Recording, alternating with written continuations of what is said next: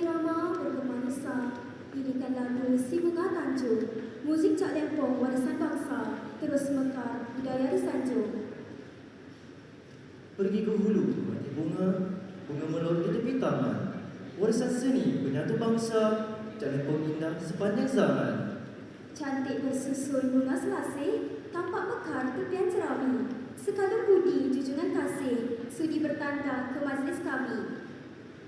Bismillahirrahmanirrahim. Alhamdulillahirabbil alamin. Wassalatu wassalamu ala asyrafil anbiya wal mursalin wa ala alihi wa ashabihi ajma'in. Yang berhormat Datuk Haji Adnan bin Abu Hassan, Ahli Parlimen Kuala Pilah. Yang berusaha Encik Muhammad Fauzi Sunari, Ketua Penolong Pengarah Unit Pengurus Asrama Sukan dan Kokurikulum, Sektor Pembangunan Murid dan Kepimpinan Bahagian Sekolah Berasrama Penuh. Yang berusaha Encik Muhammad Nur bin Ramli, Timbalan Pegawai Pendidikan Daerah, Sektor Pengurusan Sekolah, Pejabat Pendidikan Daerah Kuala Pilah. Yang berusaha Hajah Jamilah binti Zamasyari, Pengetua Sekolah Menengah Sains Tuan Jafar.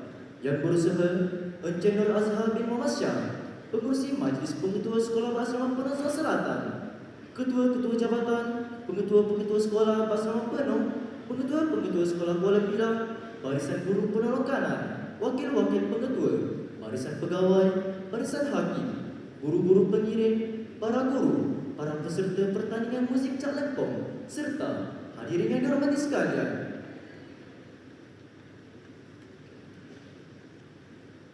Assalamualaikum warahmatullahi wabarakatuh.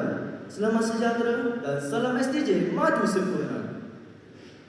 Selamat datang ke majlis penutupan pertandingan muzik Cak Lempong Sekolah Berasrama Penuh Peringkat Kebangsaan tahun 2026.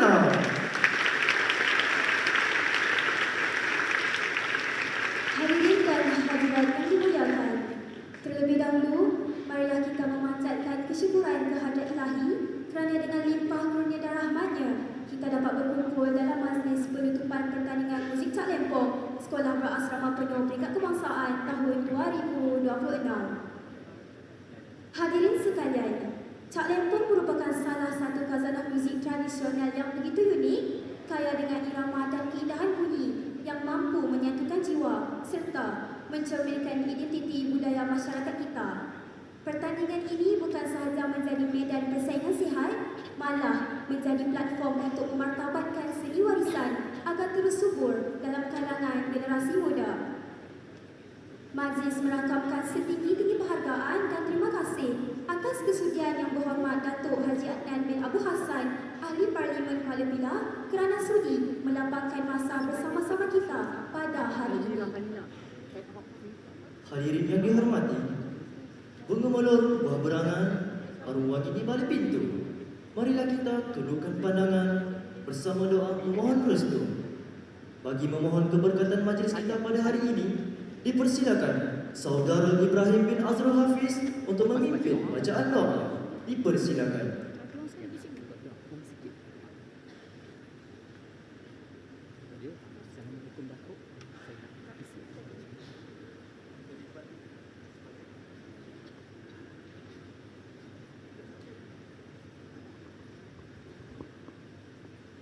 Assalamualaikum warahmatullahi wabarakatuh. Dengan kitab Al-Fatihah.